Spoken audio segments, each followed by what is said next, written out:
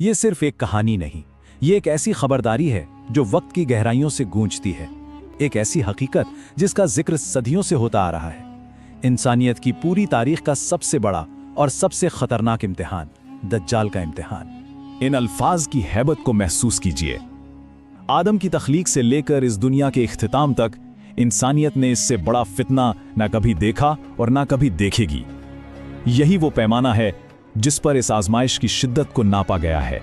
اس فتنے کی سنگینی کا اندازہ اس بات سے لگایا جا سکتا ہے کہ یہ خبرداری صرف آخری نبی محمد صلی اللہ علیہ وسلم نے نہیں دی، بلکہ ان سے پہلے آنے والے ہر ایک پیغمبر نے اپنی امت کو اس عظیم دھوکے باز سے آگاہ کیا۔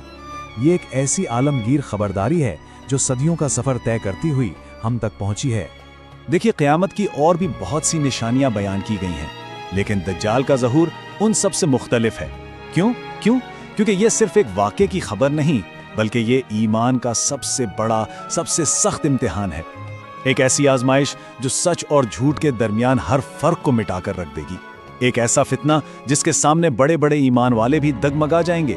تو آئیے ان نشانیوں کو جانتے ہیں جو اس سب سے بڑے دھوکے باز کو بے نقاب کرنے کے لیے بتائی گئی ہیں، کیونکہ جب وہ آئے گا تو اسے پہچاننا ہی نجات کی طرف پہلا قدم ہوگا۔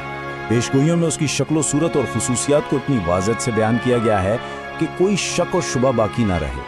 اس کا پورا لقب ہے المسیح الدجال۔ لفظ مسیح، سچے مسیحا، حضرت عیسیٰ علیہ السلام کے لیے بھی استعمال ہوتا ہے۔ تو دجال کو جھوٹا مسیحا اس لیے کہا گیا کیونکہ وہ آ کر انہی کی نقل کرے گا، انہی جیسے معجزات دکھانے کی کوشش کرے گا۔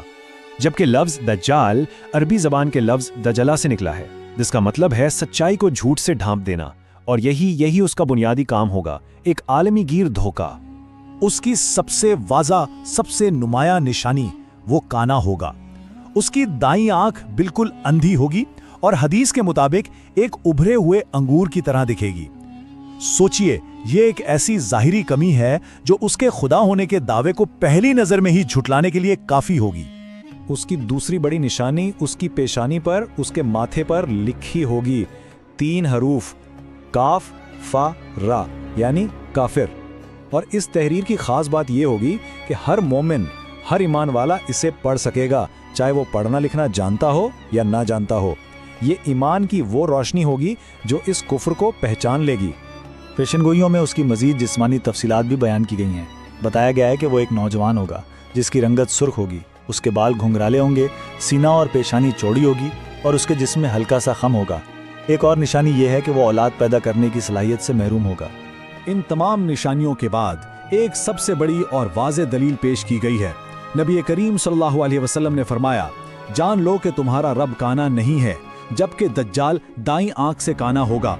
یہ ایک بنیادی عقیدہ ہے، ایک ایسی حقیقت جو دجال کے خدائی کے دعوے کو پہلی ہی نظر میں راغ کر دیتی ہے۔ یہ سمجھنا ضروری ہے کہ دجال صرف ایک نظریہ یا کوئی خیال نہیں ہے، بلکہ وہ ایک حقیقی زندہ مخلوق ہے۔ اس کا سب سے بڑا ثبوت صحابی رسول حضرت تمیم الداری کا واقعہ ہے۔ سمندر کے ایک سفر کے دوران ان کا جہاز طوفان میں پھنس کر ایک انجان جزیرے پر جا پہنچا۔ وہاں انہوں نے ایک عظیم و جثہ شخص کو دیکھا جو بھاری لوہے کی زنجیروں میں جکڑا ہوا تھا۔ اس شخص نے ان سے کچھ سوالات کیے اور پھر آخر میں یہ انکشاف کیا کہ وہی مسیح الدجال ہے اور جلد ہی اس کے نکلنے کا حکم دے دیا جائے گا۔ لیکن دجال کا ظہور اچانک نہیں ہو جائے گا۔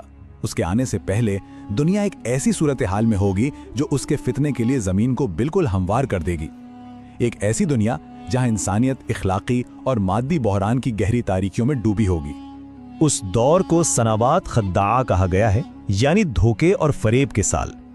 یہ ایک ایسا وقت ہوگا جب معاشرے کے سارے معیار الٹ جائیں گے، جھوٹ بولنے والے کو سچا سمجھا جائے گا اور سچ بولنے والے کو جھوٹا قرار دیا جائے گا۔ امانت دار کو خیانت کرنے والا اور خیانت کرنے والے کو امانت دار سمجھا جائے گا۔ ایسے وقت میں جب حق اور باطل کی پہچان ہی ختم ہو جائے گی، ایک جھوٹے مسیحا کی آمد کے لیے سٹیج تیار ہو چکا ہوگا۔ اس اخلاقی زوال کے ساتھ ساتھ ایک شدید مادی بحران بھی پیدا ہوگا۔ دجال کے ظہور سے ٹھیک پہلے 3 سال کا سنگین قحط پوری دنیا کو اپنی لپیٹ میں لے لے گا۔ پہلے سال آسمان اپنی 1/3 بارش روک لے گا اور زمین اپنی 1/3 پیداوار۔ دوسرے سال یہ مقدار بڑھ کر 2/3 ہو جائے گی، اور پھر آئے گا تیسرا سال جس میں آسمان سے بارش کا ایک قطرہ نہیں برسے گا और जमीन पर घास का एक तिनका तक नहीं उगेगा। लोग भूख और प्यास से निढाल हो चुके होंगे। और इसी बेबसी और लाचारी के आलम में दज्जाल जाहिर होगा।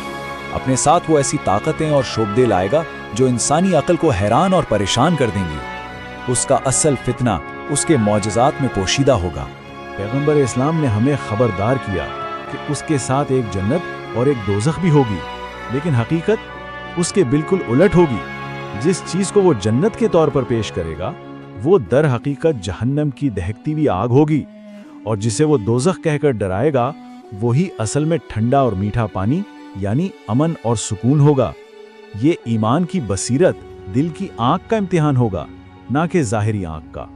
उसके फितने बहुत हैबतनाक होंगे। जो लोग उसे मानेंगे वो उनके लिए आसमान को हुक्म देगा तो बारिश बरसेगी, जमीन को हुक्म देगा तो फसलें उगेंगी, उनके जानवर पहले से ज्यादा दूध देंगे, और जो लोग उसका इनकार करेंगे उन पर कहत और मुफलिसी मुसल्लत कर दी जाएगी।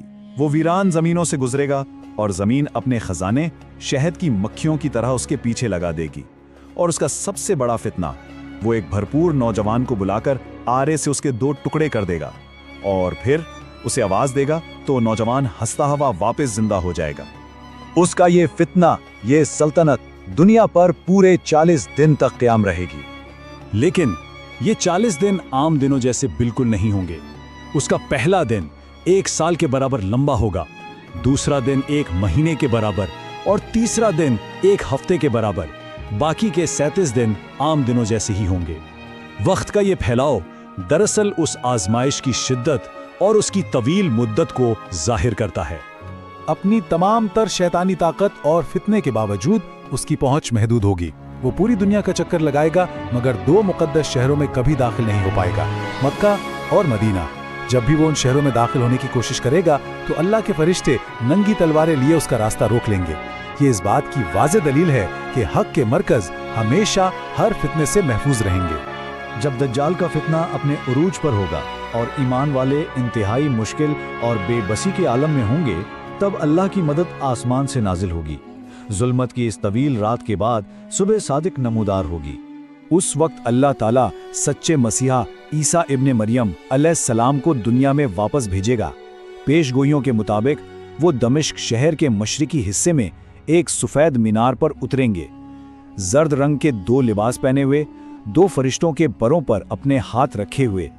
उनका ये नुज़ूल हक की आमद का ऐलान होगा।